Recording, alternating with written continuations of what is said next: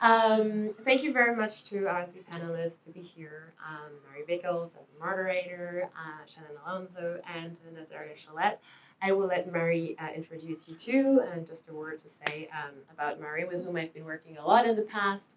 And she's a senior director of education at the Paris Art Museum, Miami, and also an independent curator focusing a lot on Caribbean artists, and has been doing amazing shows here in Miami, exhibitions throughout the city, but beyond also. And I've witnessed several, and they're all every year more powerful and really touching, like through the roof. So I really love your work, Marie, and I'm really honored that you're here with us today as a support also from the Paris Art Museum and the Caribbean Culture Institute. But you will say a few words. I wanted also very quickly before you start, because you asked that question, Marie, about like what is this? Where are we? What is this beginning? Why are we here?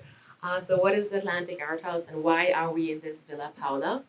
So Atlantic Arthouse is the journey which we embarked on with Lisa Howie from Black Pony Gallery, and also the founder of the Atlantic World Art Fair. Together with myself, we decided to bring our forces together, our creative minds, and actually merge our brands between the Atlantic World Art Fair and also Toucan Art House to start Atlantic Art House, which is a collective bringing together galleries, artists, art professionals, art collectors and lovers to support and elevate Caribbean and art from the Caribbean and Mid-Atlantic. So this is our mission. And then we wanted to launch something next year. And Lisa was visiting Miami, and I told her about this place that I had discovered. This sounds like a good intimate place to start with. It has a real Caribbean vibe. So we visited it, and really in our minds that it should start next year. And then the owners told us, hey, we have actually this spot available during Art Basel. It was canceled. Do you want it? And I never thought like we would do it. And then Lisa just said yes. And I was just like, hold on, we haven't talked. Like, she's like, yeah, let's do it. Or like, okay. So here we are. Then once we were like in it, Lisa was like, we're totally crazy. It was like, it's too late. Now we're doing this.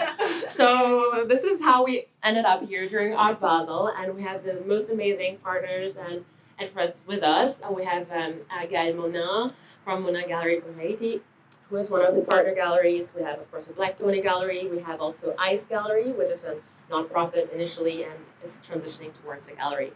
And also independent artists participating, such as Mirto Lengue and Edouard Duval-Carrier.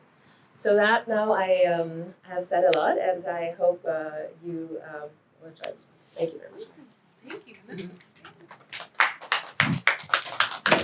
Welcome, everyone. And for those that watch this later, enjoy. Oh, like this. Okay, wow. I'm going to have to get used to this. All right. Feel free to do this if I don't have it close enough to my mouth. All right, so welcome. It's great to be sharing this moment with all of you.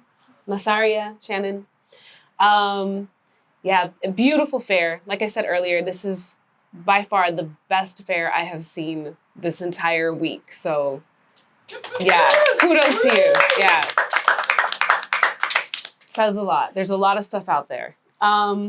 Okay, so let's get started. I'm looking forward to this conversation, learning more about each of your practices, and just for us to share with each other, with the folks that are here, about performance in the Caribbean. Like, what does that mean? How does that perspective or lens maybe different or the same to when we think about performance in contemporary art as we know it now? Maybe we can even talk about the history a little bit and perspectives of where your performance comes from, and more. So let me do the intros. Okay, we'll start with Nasaria Suku Chollette. Born in Georgetown, Grand Cayman, Suku Chollette received a BA in theater and an MA in educational theater from New York University. She's a member of the artist collective Native Sons and has exhibited widely both with the group and as a solo artist. An accomplished poet and actor, her work explores themes of female strength and empowerment, race, and the repercussions of enslavement, as well as the erosion of Caymanian cultural traditions. In 2006, Xqsitor Chollette won first place in the McCoy Prize competition for her painting Made in Plum, and in 2019, she was the Bendel Hydes Award winner in the inaugural biennial exhibition for her work, Becoming Again.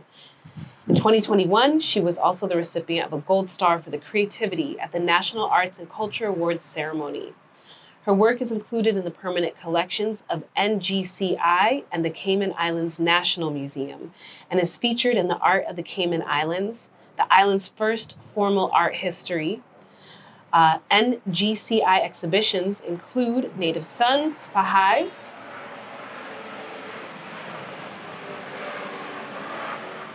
The Persistence of Memory, 2011, Metamorphosis, 2014, All Access, 2015, Title Shift, Explorations of Identity in Contemporary Caymanian Art. I'm gonna get this, y'all.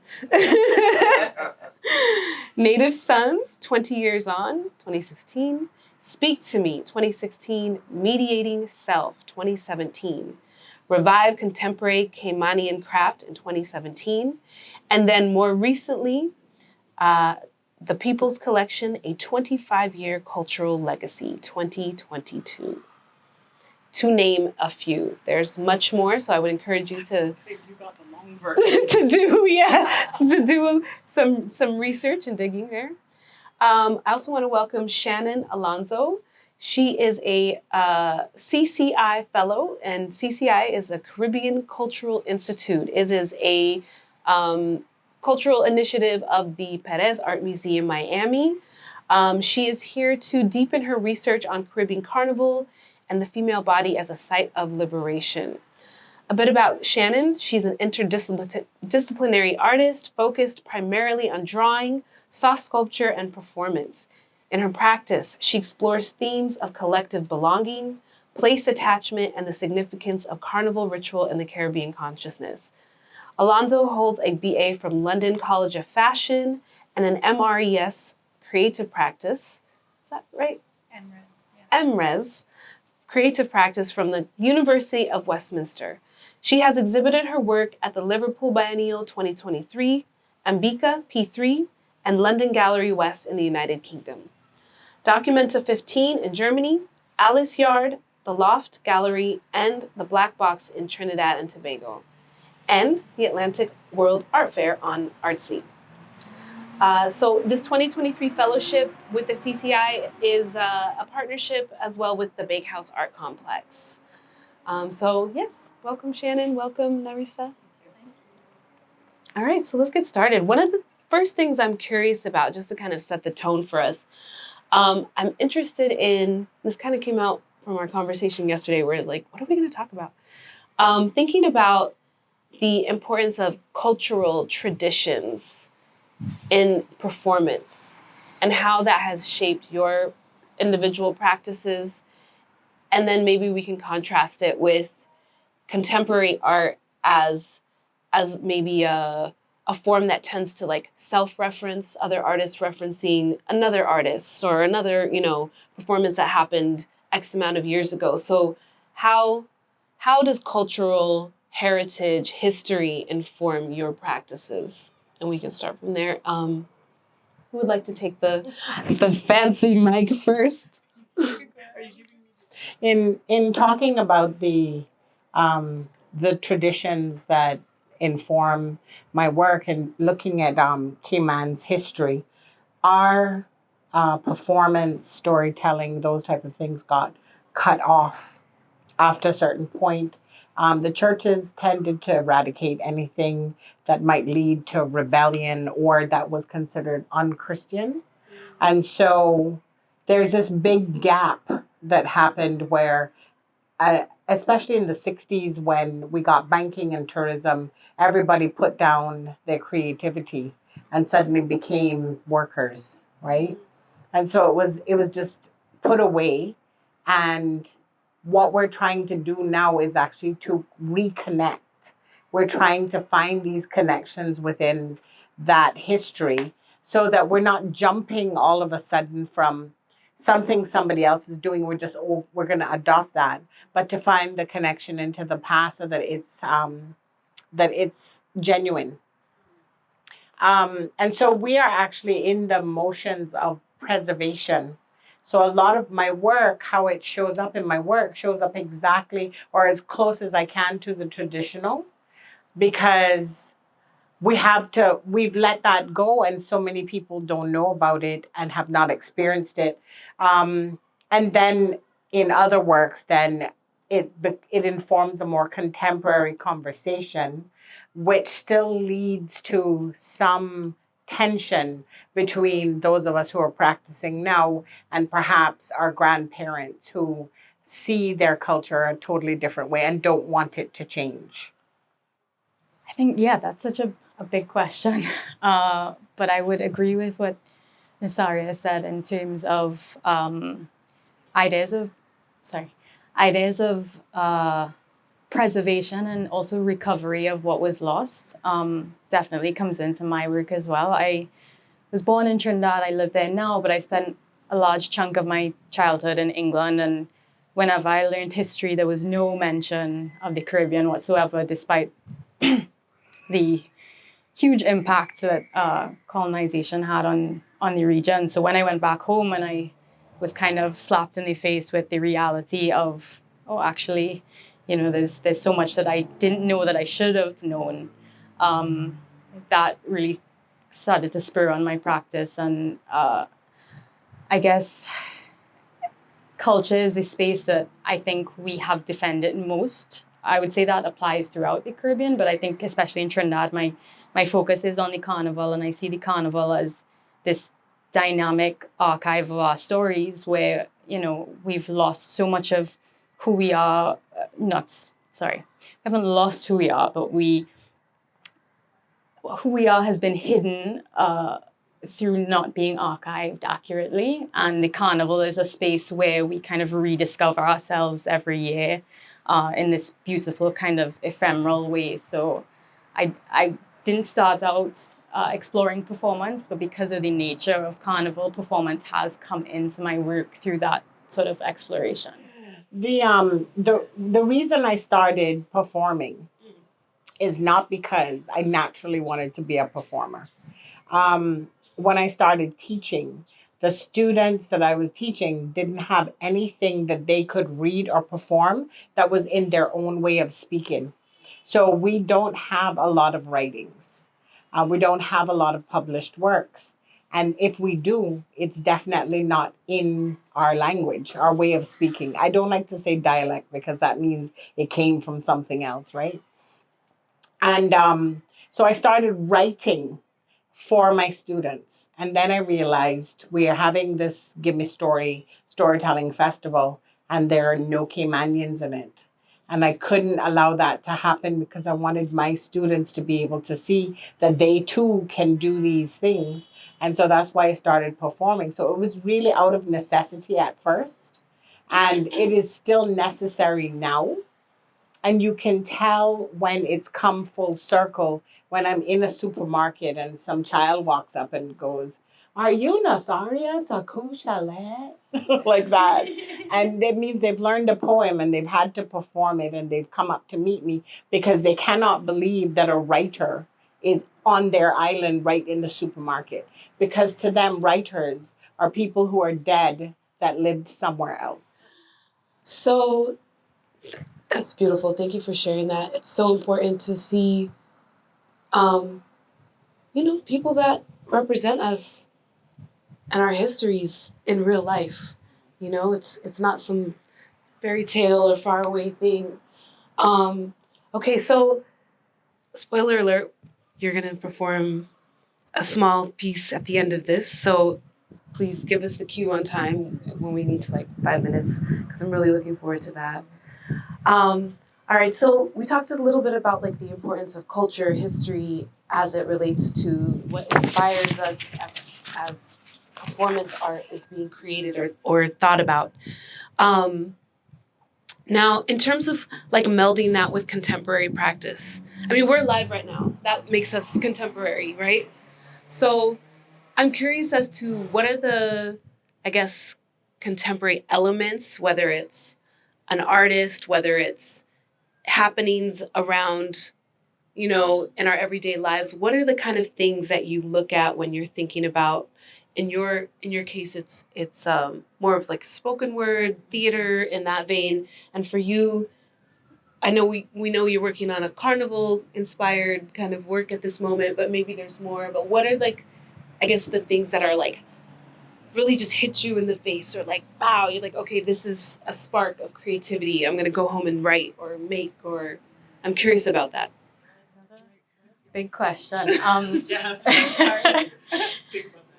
The first thing that popped into mind, for those who don't know, my performance practice is based around murals that I create out of charcoal.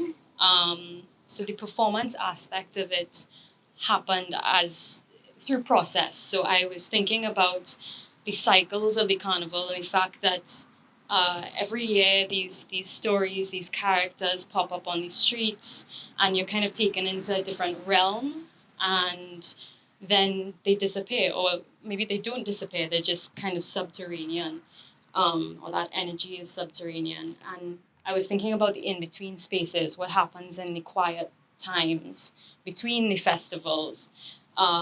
So my drawing about a festival that is mostly, dance and rhythm and collectivity, I'm looking at this, I'm taking a step back and looking at it in a quiet space. And I started to play with the charcoal and erase into it and etch into it and redraw over it to kind of thinking about these cycles of year after year. We move down these same streets together and pay homage to those who have walked before us together. I don't know if that entirely answers the question, but I guess, the quiet spaces in between is what is inspiring me. That definitely answers the question. It's like some interesting insight, because we're talking about carnival as an inspiration, but it's the quiet spaces in between, which may not come to mind right away, right? When we're thinking about definitely. That. Thank you. You can share a little bit about, you started talking about this particular piece that's here installed, which is incredible. I saw it a bit ago. And now the context that you just added is like, okay, these are the layers of understanding. So thank you for that. And this is like a curiosity question, and also just to share with everyone that's here and folks that will be listening in later when this is, shared in the world as a digital archive. But how do you see your physical, visual practice informing the performance work that you do? And if you can give a little background into what came first for you. Did you start off primarily as a visual artist, or more in the performance realm, or did it just kind of all happen at the same time? I think I'm interested in the blending of lines, because I feel that sometimes we're forced to choose a medium or choose something, although interdisciplinary is much more, utilized now than ever. But still, there's a desire to kind of force you to pick something. But you don't have to pick anything. You can pick everything. So just curious about how your practice has evolved to include beyond just performance, but visual, etc. And if there's more, is there more you do that we don't know? I definitely didn't come to performance until very recently. My background is actually in fashion, and I worked in costume design for carnival as well. So all of these things sort of feed into my practice. But I love to work with soft sculpture and fabric, like Nasaria, we were talking about that earlier. And I guess the thing that ties everything together is thinking through my hands. That's something I've come to really cherish, because I feel like I quite like laborious tasks when it comes to my art. So whether it's really repetitive drawing or stitching or molding in some way, it's a way to think about stories and histories that I can't really fully comprehend, or that pieces of are missing. So the movement of my hands and the repetition of those movements helps me to meditate on things that I, don't feel entirely close enough to. I guess in terms of the performance aspect of it, I see it as letting people into my process, or that moment of transformation where it comes to the murals. It's a way for me to lose control a little bit, because I spend so long deliberately drawing the murals in a certain way, but the performance itself is very spontaneous. I don't plan anything before. How it ends up is just how I feel in that moment and where I feel it needs to go. So I guess it's a glimpse into that process. I have there's a clear beginning for me, because I always express myself through poetry. Some of it was not very good, but it is what my teenage self did, right? And then when I went to university, I started in visual arts really because I was broke and I couldn't give presents to my friends, couldn't purchase things. So I started to paint on cloth. And little did I know that beginning, there's something about the paint and the texture of the cloth, and you were talking about sewing in, that is such a big part of the visual work that I'm doing. Right now, I'm a part of a group called Needles and Friends. I hosted it while I was on a residency with the Cayman Cultural Foundation. And there are all these ladies, they're all in their 60s, 70s, 80s. They read through the research I'd done about midwifery and home births for Cayman. And together we created this amazing quilt that fuses all of the traditional crafting techniques into this piece of art. And so the time sat there talking to each other, the rhythm of us sewing together, talking about our future, our past. It gives me chills just to think about that's how my grandmother's life was, and that we are doing this again. And it's a calling together of these spirits, the spirits from the past plus these women now, to create something brand new. And so for me, the visual art, the vehicle that I choose depends on what I want to say. I think that's what it boils down to, because sometimes I make short films. Sometimes I've written a poem. I've written a poem that then became a sculpture. And so it's all intertwined. And I actually didn't have enough world experience to know that was strange. So I just did it. It was just who I was. So the last question I'll ask is kind of jumping off from this point where you talk freely about different mediums that you select. I'm also curious about what are some of the technological. Ooh, this bee's coming for me. What are some of the technological or digital aspects or just, let's just say it very broadly, like futuristic tech stuff you'd be interested to use or are utilizing in your work, or are curious about integrating into your work? You like my 5-part questions? I can't do a short question. I want to give you lots of options. It's like options A, B, C, D, E, F, all of the above. So yeah, where do you see your work kind of evolving when it comes to new technologies that are available to you? Sorry, I laughed when you said that, because I think anyone who knows me knows that I am almost like a technophobe. When it's I'm not great with technology. I usually have to ask a friend to update my phone or something like that. But I recognize the need for it and also the possibilities with it as well.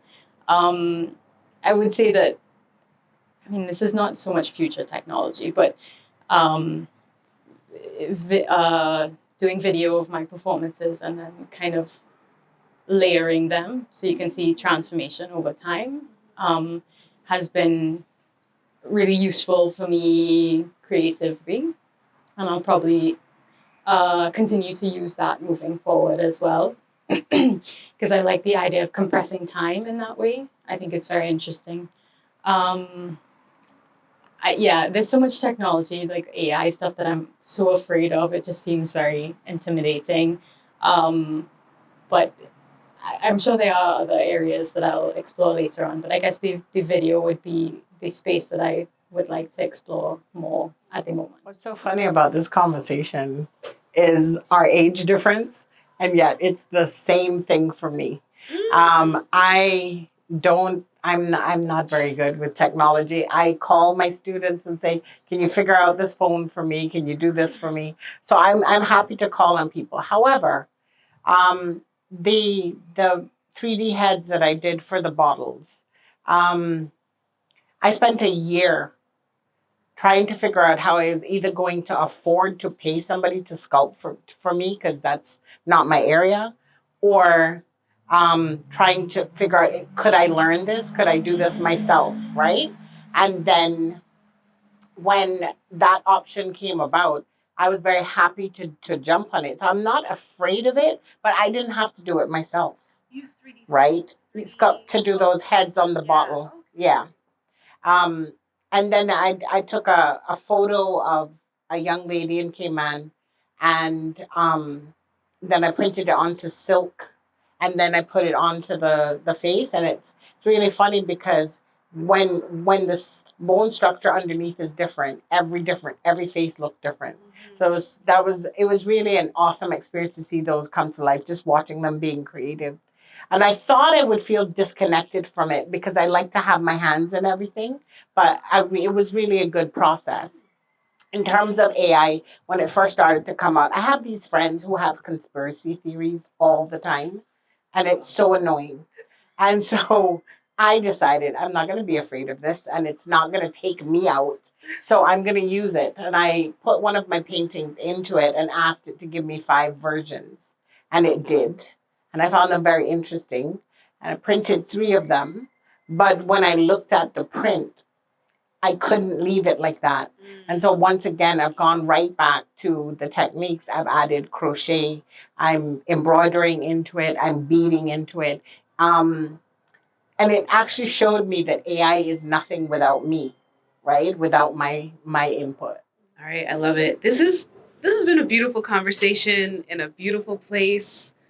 I think if we had like a full spread of food and drinks, we'd probably stay for a couple hours, but we don't. So we're gonna enjoy an incredible performance right now, Nasaria, and yeah, that's. Oh, oh, oh, oh, whoa.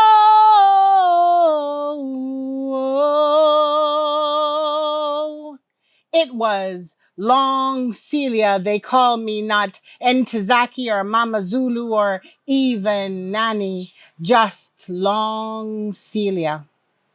Just Long Celia longing for freedom, just Long Celia hoping for home, just Long Celia free.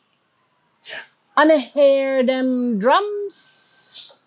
Knees are very sweet, them words was just like to bite in and let them run sticky down my chin. Free, free, free. Unhear them drums. This my Sunday offering. This my Boxing Day dinner. This my candlewood. It's in the wind that's fiddling through the wattle where the daub has worn away. It's running mad like ants across the table where heavy cake has just been cut. It's spilling out of hushed lips like drunken men pouring another cup of sea grape wine. Start a revolution. Take a puff and pass it around. Unhear them drums. You can't crawl my spirit, but for a little time. I feel the light you cannot see, and I will swim back home to lay my clutch where I began to be, and this ironwood don't sink. Unhear them drums. Sarah, You a gap-seeding duppy. You a blackguard and telltale dead woman. You lie. And 12 white ghosts are fighting over my pickings in 50 lashes. I, a woman. I, a free woman. I, a naked woman. I, a tattered and torn woman.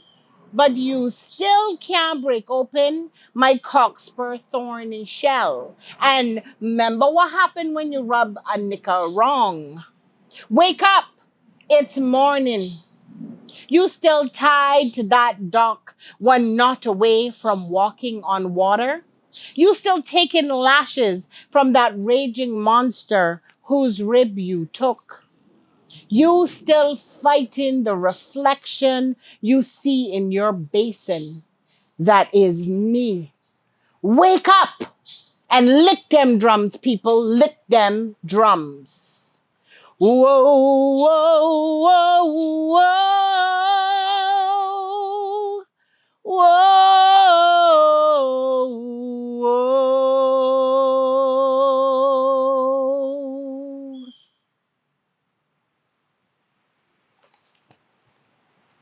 That was Just Long Celia, a poem about a woman who, during the time of slavery in the Cayman Islands, refused to cower. And when she heard from a Jamaican man on the ship, the Packet, that emancipation had been granted, yet none of the enslavers had mentioned that in Cayman. She didn't back down. She went and she asked Sarah. And to counteract that fear of revolution, then Sarah accused Long Celia, who was said to be maybe 6'4". We're not 100% sure, but that's what I was told recently through research. That she went to Sarah and Sarah accused her of threatening to send men to cut her throat. And so during a time in Cayman's history, around 1834, I think, that women, including enslaved women, were not to be whipped. She was stripped naked and whipped 50 times across her bare back in Georgetown, Grand Cayman. And she's the testament that we had been looking for. Sorry, it gets emotional. To say this really happened. And that we had some tangible evidence of this happening, because for too long we had been told it didn't happen, and we wondered, where the heck did we come from?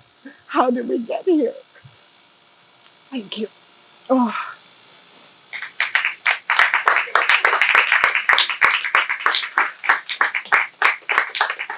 I think I will switch gears to storytelling, take a break.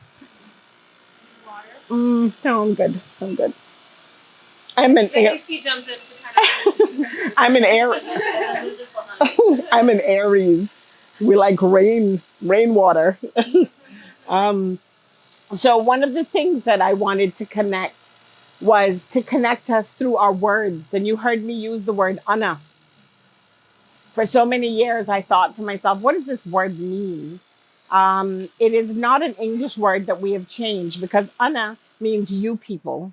So if you're going somewhere, I say, where Anna going? And that doesn't sound like you people. And started to do some research. And in Jamaica, they say uno. Other places, they say awana. I think the Gullah people say awana. And going right back to meeting up with a Nigerian friend who said, yeah, we use that terminology. And it means plural. Where are you all going? Anna. And so duppy was another word that we used to talk about ghosts. And although I've forgotten right now the origin of the word adope, which is an African word, which references dwarves. And in that specific country, in that language, a dwarf is a spirit. Their spirits are all dwarves. And so that is that connection for us. And so this is a story about duppies. So you see, it was this man named Mr. Barris. And Mr. Barris lived in East End. And Mr. Barris was always going up inland to cut bush. He would cut bush from Mr. Thompson. He cut bush from Mr. Pearson. But what was really amazing about Mr. Barris is that he didn't take long to cut that raw land. He cut in the bush so you could plant in your grounds. But in 2 2s, he was done. Everybody would sit back and watch Mr. Barris walk across the field, across the grass piece, up the cliff, and up inland. And in a couple of hours, he was back. And they knew he didn't have anybody working with him because it was a small village. Everybody knew everybody. And he gone up, man, and he chopping. So now, I now being the inquisitive soul that I am, decided I had to do reconnaissance. So I sneaked myself up to Mr. Barris' window. And when I look inside, I see Mr. Barris up in the stirring one big old pot full of rice. I said, but Mr. Barris wasn't living here. What he doing with all this rice?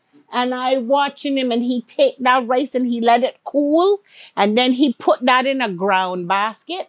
And then he put that basket strap around his head, and he gone with that up the cliff with his machete. I follow behind him. As he step, I step. As he step, I step. And one time he stopped and he turned around, and I had to hide. I let me step behind a birch tree. It didn't quite work so good, but thank God he didn't see me.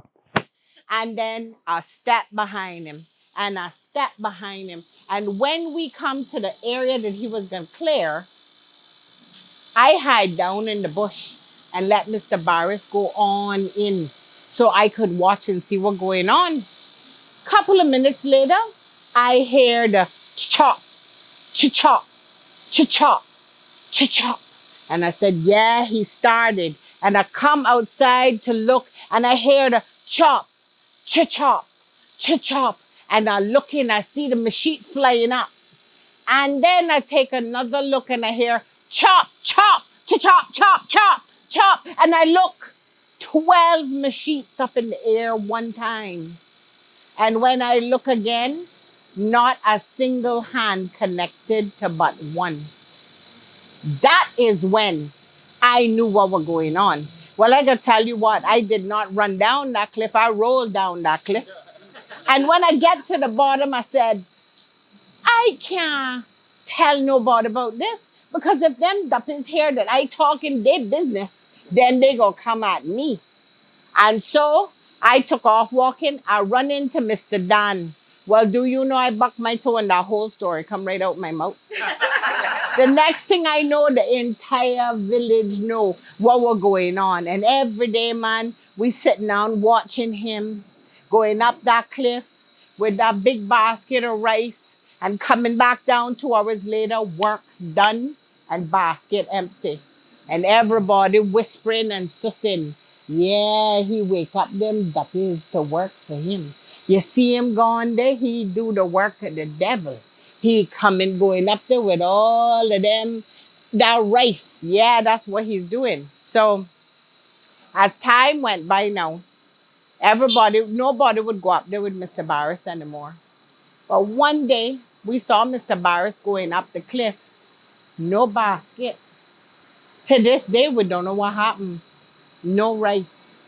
Mr. Barris went up that cliff, and come midnight and he not back. Nobody was brave enough to go up there, but to run them out, but nobody was going up there to look. And so by the next morning, they formed a search party, and they gone up the cliff looking for Mr. Barris. When they get up there, what they found, Mr. Barris curled right up in a fetal position on the ground, slapped up all over with the marks of the side of the machete. He didn't feed them duppies, and they lashed him up with their machetes. Well, they brought him down.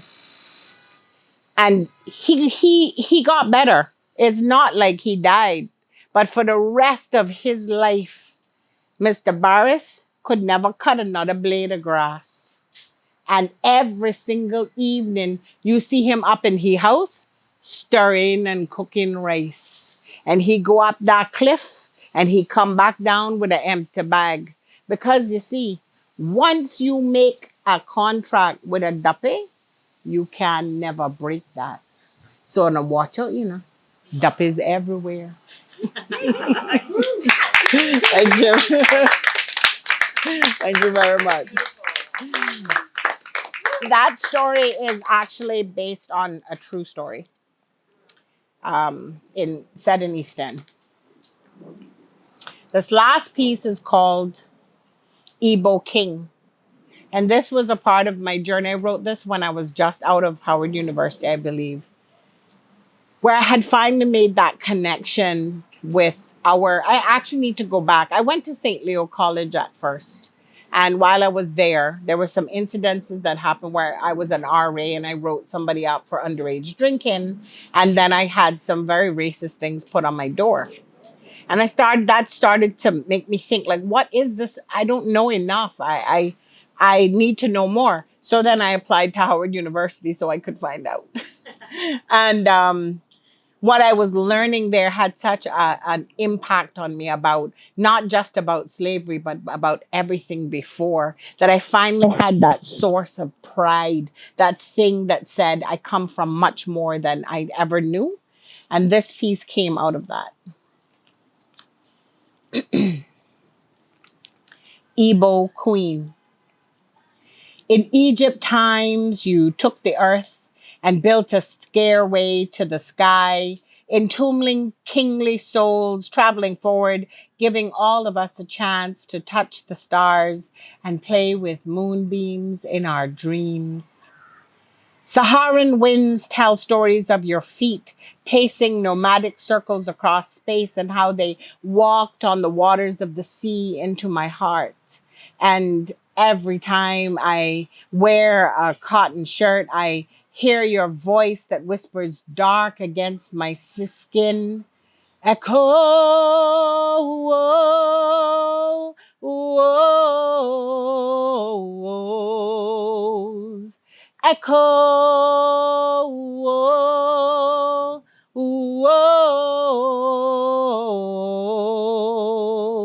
Like sugarcane and coffee beans swirling. Yesterday on the wind, you came to me riding jazz rhythms and called to me in blues voice and brought to me a present of peace. I know that touch, that sound, that smell. I was searching through leaves and found your writings just the other day. I spoke them out loud and watched them dance until morning came, then hung them on a tree. He could never reach across that blinding light and find his pale reflection in my eyes. But you live there always. If you were to leave, I'd catch your spirit in a bottle like an Ebo queen and hang you in my gullah garden and remember you, even as he grieves for me. Thank you. Thank you. Thank you.